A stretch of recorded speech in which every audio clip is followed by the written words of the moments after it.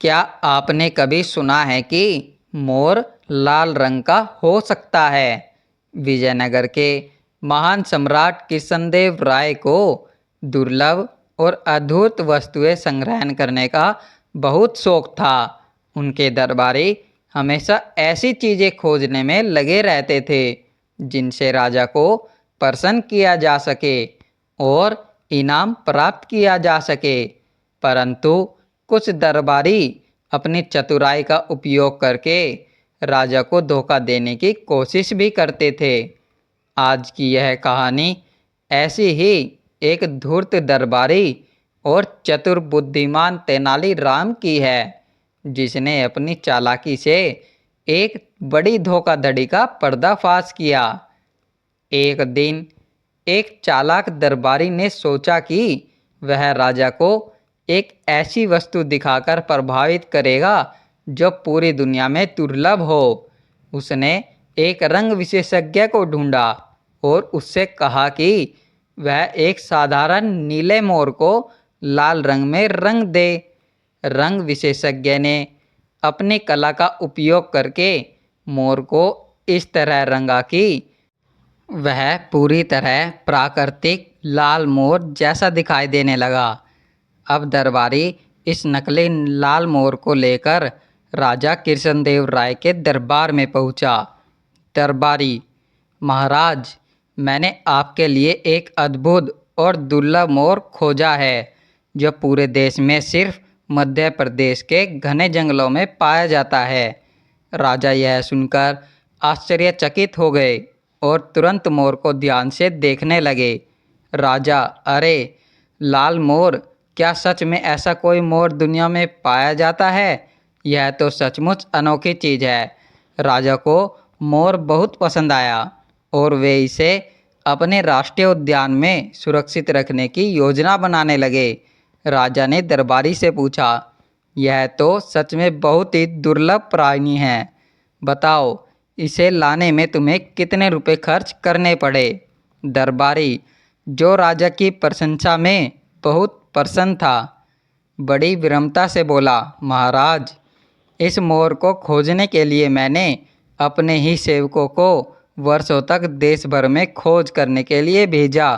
वे कई वर्षों तक जंगलों में घूमते रहे और तब जाकर उन्हें यह अनोखा मोर मिला। इस पूरी खोज में मुझे 25,000 रुपये खर्च करने पड़े। राजा कृष्णदेव राय को यह सुनकर और भी अधिक खुशी हुई। उन्होंने तुरंत अपने मंत्री को आदेश दिया, मंत्री जी, इस दरबारी को राजकोष से 25,000 रुपये दे दिए जाए। राजा ने आगे यह भी कहा कि इसके अलावा 1 सप्ताह बाद मैं तुम्हें इस खोज के लिए विशेष इनाम भी दूंगा। दरबारी यह सुनकर बहुत प्रसन्न हो गया और उसने तेनालीराम की ओर कुटिल मुस्कान से देखा। परंतु तेनालीराम, जो बुद्धिमान और चतुर था, इस चाल को तुरंत समझ गया।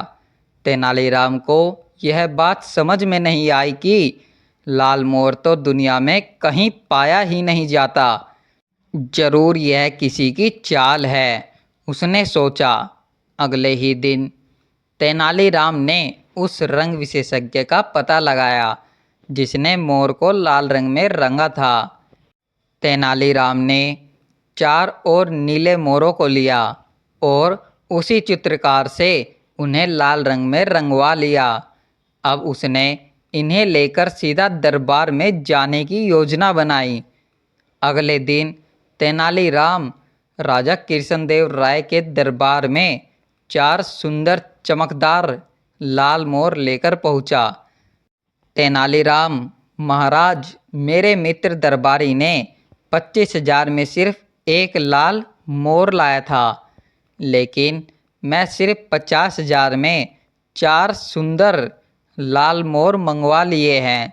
राजा ने आश्चर्य से उन चारों मोरों को देखा। सच में यह चारों मोर उस दरबारी के मोर से कहीं अधिक सुंदर और चमकदार लाल रंग के थे। राजा बहुत प्रसन्न हुए और तुरंत मंत्री को आदेश दिया, तेनालीराम को 50,000 रुपये राजकोष से दिए जाए।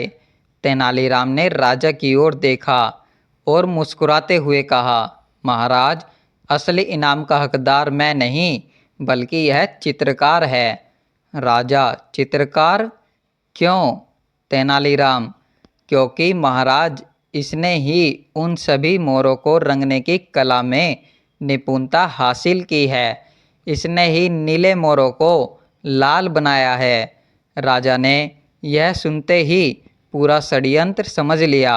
राजा कृष्णदेव राय अब समझ चुके थे कि दरबारी ने उन्हें धोखा देकर 25,000 रुपये ठगे थे।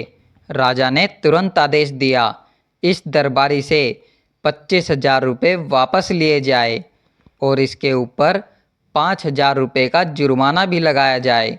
अब दरबारी अपना सा मुँह लेकर रह गया। वहीं चित्रकार को उसकी अनोखी कला के लिए विशेष रूप से सम्मानित किया गया। शिक्षा: इस कहानी से हमें यह सीखने को मिलता है कि सत्य और चतुराई से ही धूर्तता पर विजय प्राप्त की जा सकती है। धोखा देने वाला व्यक्ति अंततः खुद ही फंस जाता है। बुद्धिमान व्यक्ति हमेशा सत्य को उजागर करने का कोई न कोई तरीका ढूंढ ही लेता है। तेनालीराम की चतुराई ने एक बार फिर राजा को मूर्ख बनने से बचा लिया और धूर्त दरबारी को दंडित कर दिया। तो दोस्तों, आपको यह कहानी कैसी लगी? क्या आपने इससे कुछ नया सीखा? हमें कमेंट में ज़रूर बताइएगा। वीडियो देखने के लिए धन्यवाद दोस्तों।